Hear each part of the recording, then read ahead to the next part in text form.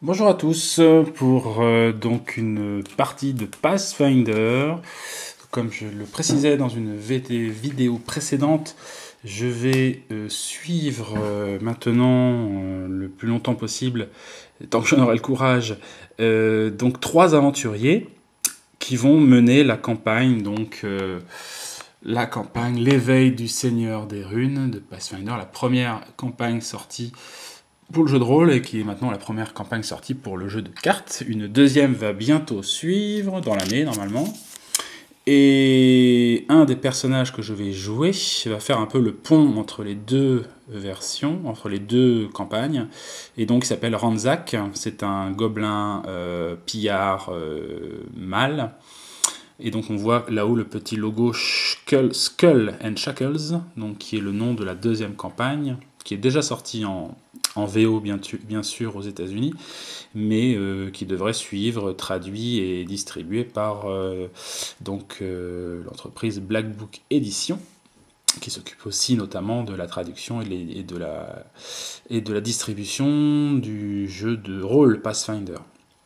Donc Ranzak est accompagné de deux autres héros que les familiers du jeu Pathfinder connaissent sûrement. Donc Lini, qui est donc la druidesse, ou la druide, gnome. C'est un peu le soigneur du groupe, mais pas que. Et puis de Amiri, donc c'est une barbare, c'est la frappeuse, c'est celle qui va s'occuper de tous les plus gros monstres, généralement, voire des monstres des autres quand c'est possible.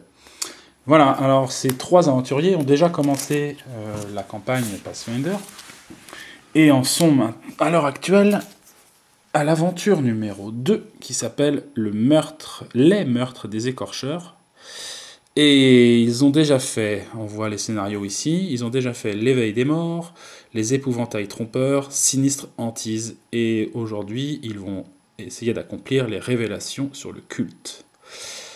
En quelques mots, la première aventure, les héros donc, ont été confrontés à des gobelins qui, dirigés par une prêtresse maléfique, ont été poussés à envahir et à attaquer la ville de Point de Sable, où a commencé toute cette campagne. Et donc l'objet de la première aventure était de retrouver la piste des gobelins et de leur faire leur fête et de retrouver notamment la prêtresse. Le début de l'aventure 2, Éveil des morts, la ville toujours de Point de Sable est sous la menace d'un tueur en série. Plusieurs morts sont retrouvés et donc les héros doivent enquêter pour retrouver l'assassin. Il se trouve qu'après 3 aventures, au sinistre hantise, on a réussi à défaire cette personne qui est en fait un mort-vivant, une goule. Pour ceux qui connaissent un peu l'univers des jeux de rôle, et notamment de Donjons & Dragons, voilà, ce sont ces créatures-là qui détiennent un corps entre leurs bras. Et donc le chef des ghouls était aussi le seigneur d'un manoir. Et donc c'était cet homme-là qui était responsable des assassinats. Et on se rend compte qu'il n'est pas tout seul, qu'il a été commandité, les assassinats ont été commandités par une secte. Et donc nous voilà dans la capitale, donc on a changé de ville, on n'est plus à Point de Sable, mais on est à Manimar, c'est la capitale de la région.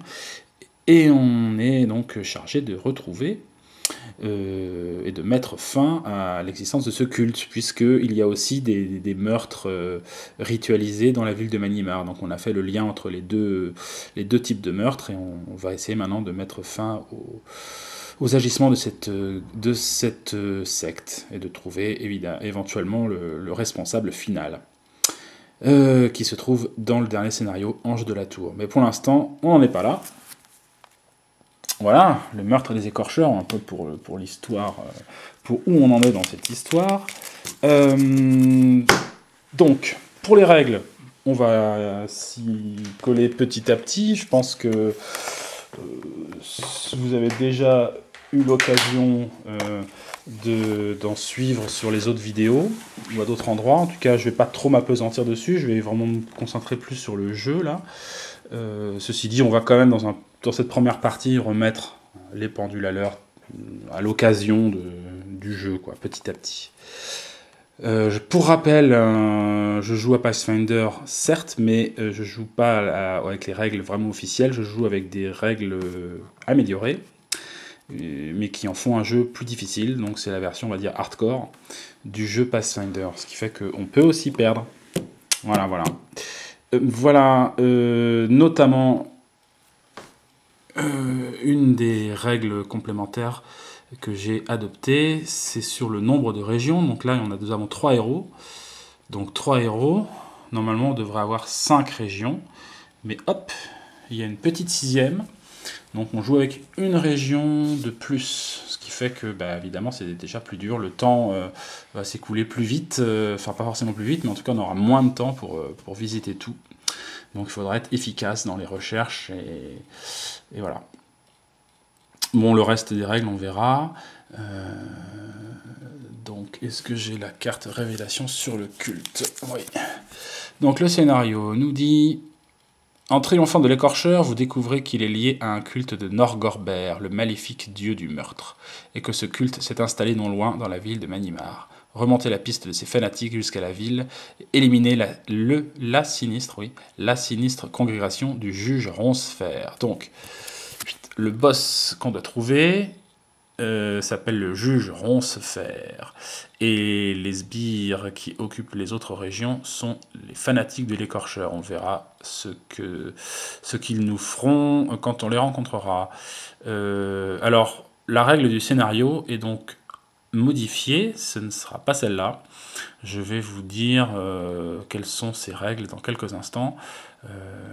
Mais en tout cas, voilà, ça c'est un des changements aussi entre la version normale officielle et la version évoluée, on va dire.